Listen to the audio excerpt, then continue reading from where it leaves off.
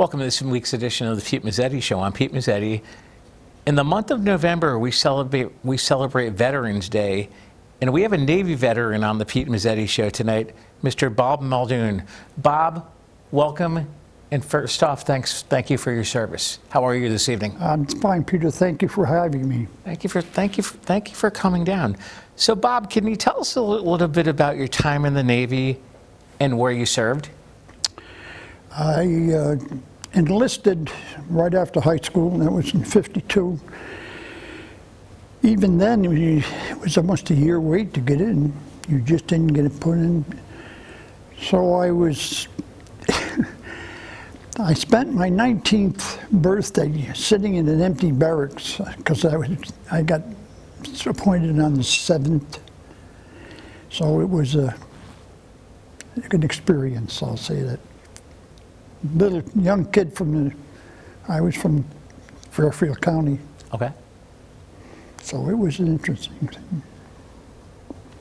Can you maybe tell us about the experience? Well, there's really not much to tell, Peter, because, well, I think probably getting in was even better. There was still a draft. Okay. They were drafting guys because a career was on. But I was taken down to Whitehall Street in New York. Okay. And we were given our physical there to make sure everything was all right. Right. Well, there were probably 500 guys in there, and a lot of them were draftees. Okay. Well, I was there because I wanted to be, and the draftees were not. And many were New Yorkers.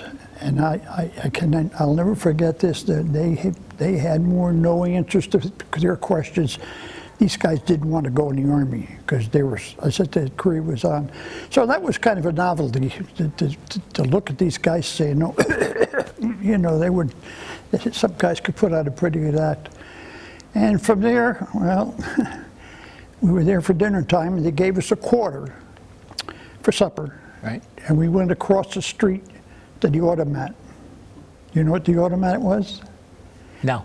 You know, that was where you put the change in. You go into this restaurant, and they give you a quarter and 5 nickels. I guess we got it. I don't remember. Okay. And if you saw something you liked, you put the coin in, and the door opened, and there's out came your supper. But the automats were very common back then in the 50s, I guess, 40s.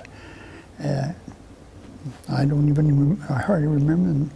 Then that was kind of interesting. And when they finally got us together, we went by bus down to Bainbridge, Maryland. And Bainbridge, Maryland still is their good-sized base. We had, I guess, half a dozen companies. So my assigned company was Company 326. These are things that if you talk to any veteran, you remember them. We all remember. We know our service number. You could never shake that out of our heads. That's 454-2993. I can spit that out as fast as I could. So it was something that was different, and yet you didn't know it was going to be indelible in your head all your life, but it is. And that's where your training starts. We started from classes and learned how to march. And I met guys from all over the country. It was a great experience. I think if we had the draft today, I think we could probably do better with patriotism, things of that nature. Right. So Right. Now, with you not being drafted, why did you want to join the service? I had a boat. I lived in Greenwich. Okay. Walking distance down to Barn. Okay. Shore. My father always had a boat, so I had a boat, and I was always around the water. When I was very young, I had a terrible accident, and I burned my leg, 3rd-degree burns, and they wanted to amputate it. My dad wouldn't allow it. Anyway, when I got it cleared, the doctor advised that I do a lot of swimming, and that's what I did. So I practically lived at the beach and in a boat. And now, as far as the I understand you served with the underwater. Yes, I was a hard hat diver. Okay, can you maybe tell us about that? Well, once I got through boot camp from Bainbridge, you take what's called the GCT, General Classification Test. Okay. And they view that, and they give you an education in a school that they think that you should be in. Mm-hmm. Well, they signed me to an IC electrician school out in Great Lakes, and electricity and I would never, no interest. Did not want to be there. When I went into the first class, they handed us 4 or 5 books about that big. Okay. I dropped my book, and by the time I picked it up, I was a week behind in the work. It just did nothing, Reggie. I did not want to be an electrician. So you have a company commander, I guess we call him. Some of the things that's so long ago. Right. But I went to see him. I said, "This is not for me. I don't want to do this." He said, "I'm sorry, but you're stuck here." He said, I said, "Well, how can I get out of this?" Well, he said, "I give a daily test every day." He said, if you fail 5 out of them, you're gone. So I failed 5 on purpose. There you go. I didn't want to. I wanted to go to sea. I wanted to be a sailor. Right. I love the water. So I was assigned from here to the Great Lakes. I left the Great Lakes in March. And the first time I ever flew an airplane, a plane came in and flew into Miami because I was going down to Key West, where the base is at that time. Sure. Submarine. There were submarine squadrons down there, and that's what I was assigned to. So I went down and was assigned to the ship. I was immediately doing what I wanted to do, painting. Right. Chip and paint. But I was happy to be in the Navy. I was happy to be where I was, so I didn't have much of a squawk. The chow was good. We had some great guys on board ship. And it continued from there. Being in the Navy at that time was just like having a job. You get up in the morning, you go to work, you do what you're supposed to do. The only difference with it is you had Liberty was 3, I think it was 3, we had 3 or 4. Every 4th day you had the duty and you had to stay aboard, so you would lose out. But outside of that, it wasn't much different. You had to keep in boot camp. One thing they teach you in boot camp is how to be organized. And I was shocked to see guys that were there with me didn't know how to do anything. Didn't know how to wash their clothes. I watched a grown young man my age cry because he didn't know how to wash his clothes, and he washed them by hand. The Navy issued you a brush. Yeah. You had to buy your own soap, and we had what was called the wash shed. It was just nothing but a wooden shed, counter on it. Water, squirt it on them, lay them on them, brush them. I mean, it's simple, but it wasn't that simple. That some of the guys had no idea how to do these things. So once you leave there, things change. Once you get out of boot camp, I was very, very fortunate that you have what's called an RCPO. Okay. And that's a recruit chief petty officer. So when your chief petty officer left for the day, he was a career man, and he went off the base to his family. And so he would put somebody in charge of the company while you were there. When he had 2 different guys tried them out, and they didn't work out. So he called me and he said, "I want to see if you can make an RCPO." I said, "No, thank you, I don't want it." He said, "Well, again, you may say no, but it doesn't mean no to anybody in the military." So anyway, I did. I took the job. He said, "I'll tell you what." He said, "We all got one Liberty out of boot camp. One. That was all you could get." And my leading officer was a man by the name of Waitley, Mr. Waitley. Mr. Waitley was a second class bosun's mate, and that was what I wanted to be, a bosun's mate. Okay. That's to the guys who are bosun's mates, they're the backbone of the Navy. They're the guys that they did anything and everything. Well, little did I know that was going to be a real stroke of luck for me, be RCPO. What you did as an RCPO, you march your company to and from classes to chow. Okay. You get them back in, you get them to bed, you get them up in the morning. You were in charge of, I think the company was 190, 100, somewhere around. I can't remember the numbers. And that turned out to be a real plus. Because and our company competed against other companies, and for everything that you did, that you were awarded a flag, which you had on the statue as you walked. People of the other companies were looking at it. Okay. And we were a color company, so we led our graduation, and that was a good experience. I really enjoyed that. So then when I went aboard ship, I was chipping paint one day, and one of the steam company said, Mr. Moss wants to see you. Mr. Moss was my company. I can't even remember a lot of these things, but he was an officer. He was he was a warrant 4, I think. So I went up to the wardroom, and he said to me, I want you tomorrow morning to go up to the boat, go up and work on the boat deck. Now the boat deck was the working deck for this ship of mine, which was the USS Penguin, okay. ASR 12. ASR stood for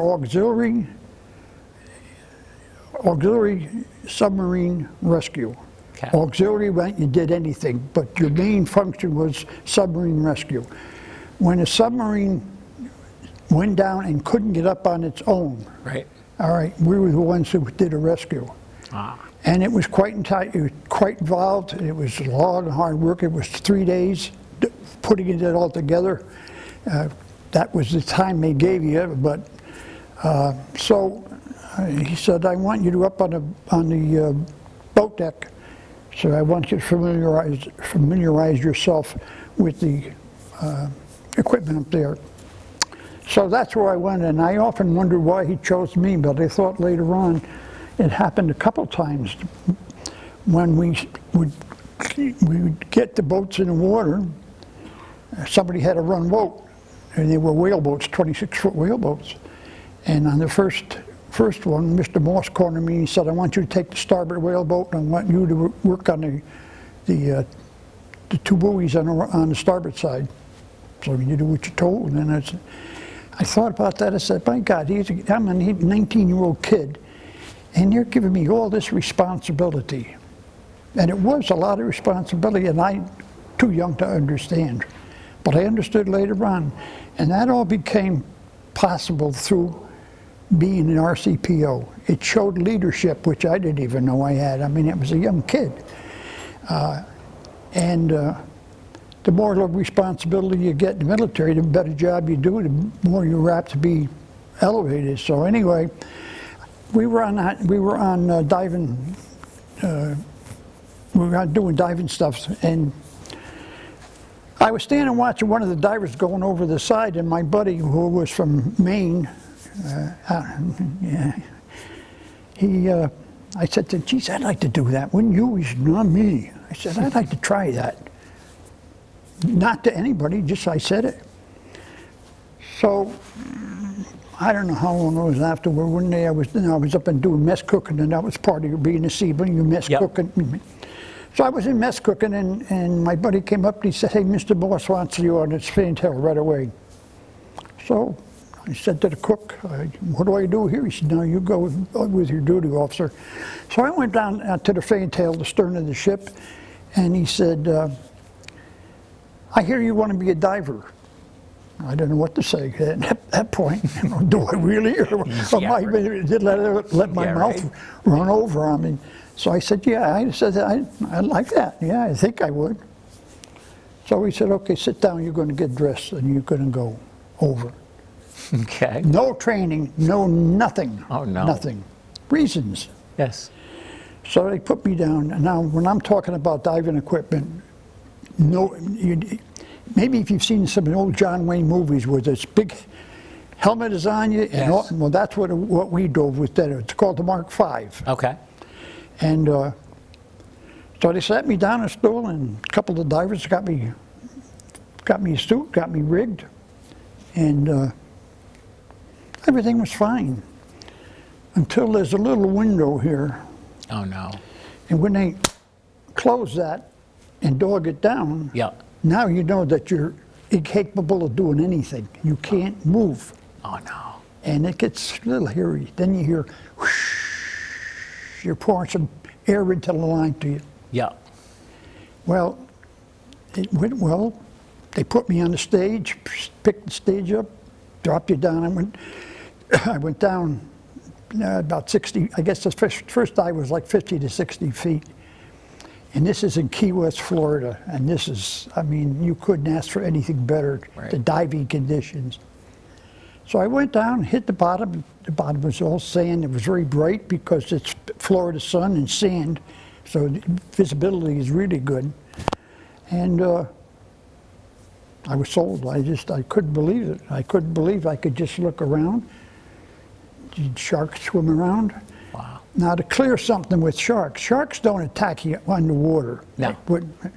When your shark's going to get you, it's because you're on the surface. Right. And they were curious to see us as we were to see them. Yeah, right?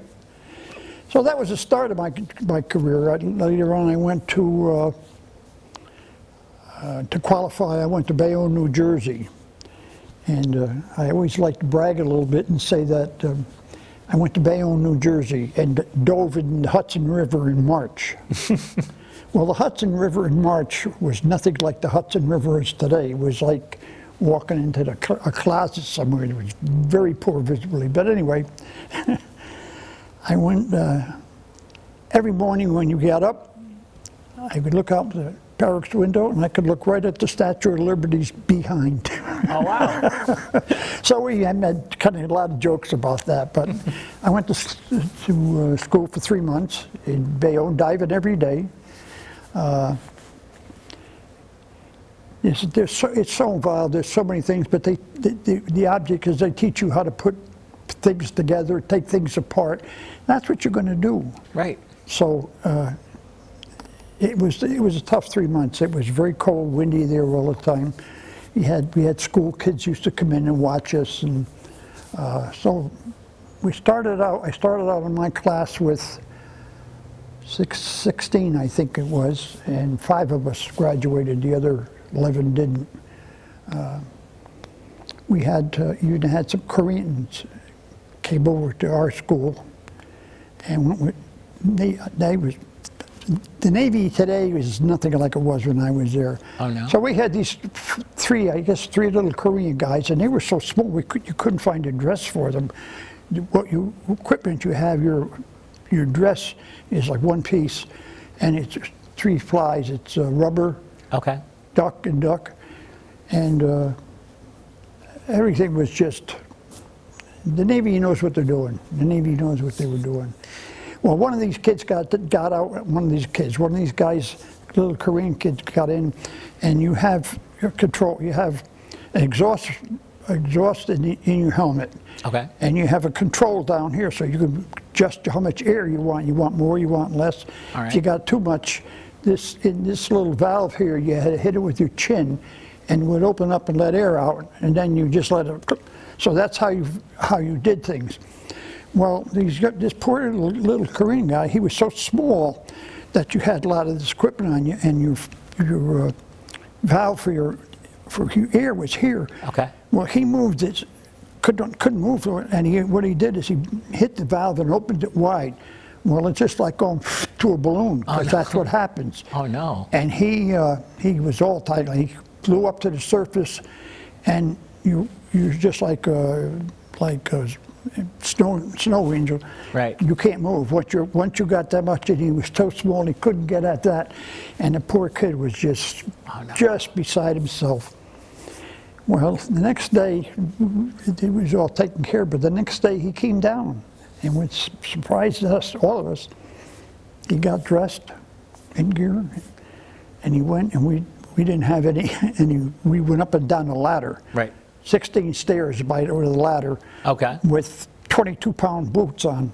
Oh. Not counting the other stuff. Yeah, right. Actually, when you were dressed in Mark 5, you were dressed to about 200 pounds you had on you. Okay. And he got dressed, he went in, he went down, he came right up, said, "Take me out of this, I'm all done, I'm going home." So he did. So there was a couple of instances, experiences like that was part of my career, I guess. Now, Bob, how did serving in the Navy impact your life? That's a good one. That's a good one. Well, here's a better one. You know, when I was 8 years old, I burned my leg very badly. They wanted to amputate it. Okay. When I went to join the Navy when I was 17, I went into the naval recruiter, and he said, "No, I can't take you with that." He said, "You won't be able to do the things that's required of you." Right. So this was in Norwalk, and right across the hall from him was the Marine Corps. So I said to myself, I said, "To hell, if you won't take me in the Navy, I'll go in the Marine Corps." So remember, Korea was still on. And I went in, talked to the Marine. He said, "Sure, I'll take it. There's nothing wrong with that." So I said to myself, "Okay." I said, "I'll be right back." I went across the street, the hall to the Navy recruiter, and I said, "Hey, the Marine says he'll take me." "All right, come on, I'll take you then."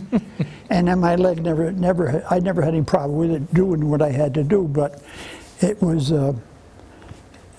something that I've lived with my whole life, and I don't know. It made me feel like I was capable of doing anything and everything after being turned down and taken. And I showed it because I liked the Navy. I did like it. There's a lot of bad things about it, but a lot of good things. So I guess it gave me responsibility. It made me proud to be a sailor, to be in a uniform. Maybe even into today now, if I were somewhere where they were playing a national anthem and I would stand, I'm a military man. Yeah. I still get goosebumps. Still get goosebumps when something reminds me of being Navy. So it changed me in that respect. Even after I've come out, I joined. We had in Westbrook here. We had. Let me think a second. Sure. Oh, we had the Honor Guard, and I joined the Honor Guard. Okay. And I was in the Honor Guard, I don't know, 8 or 9 years, probably 8 or 9 years. It finally went by itself because we couldn't get growth. So I did the Honor Guard, and I joined the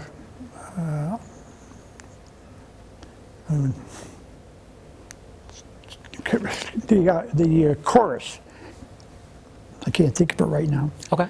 But we would sing some patriotic songs, and that always still stirs me. I'm a vet. I was a vet from the time I got out, and I'm still a vet, and I'll go in the ground as being a vet.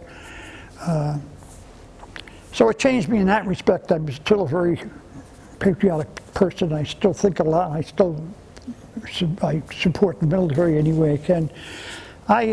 For a short while, I was taking care of the cemeteries over in Cullingworth. Okay, sure. Well, took it upon myself to remove the flags, get kicked down, broken. Mm-hmm. So I would take a ride through placing new flags there. And then Veterans Day, as you mentioned earlier, I still do some stuff in the Veterans Day at the cemetery. Okay. So things like that, I guess I just incorporated into my life. When I came out of the Navy, Bob, I guess my one of the questions I want to ask tonight is, what does Veterans Day mean to you? It means a lot. It means a lot because it's fading by the wayside. I'm very proud. I still meet veterans who will come to that I had never met. For a while there, you really felt well when people would say thank you for your service. That's kind of nice. I was down in Louisiana going through the airport, and somebody tapped me on the shoulder and said, thanks for your service. I guess I had my diving pin on or something. I don't know how. You feel appreciated. You feel appreciated. You feel like you did do something. I would like to say this about Westbrook now. Sure. Westbrook High School on Veterans Day has breakfast. Okay. For any and all veterans from anywhere. Anybody can come in if you're a veteran. And what really impressed me to no end the first time I went in, we didn't march it in, we just walked, kind of straggled in. The whole gym, all the students were in the gym. And they all, when we started coming in, these young people stood up and applauded us.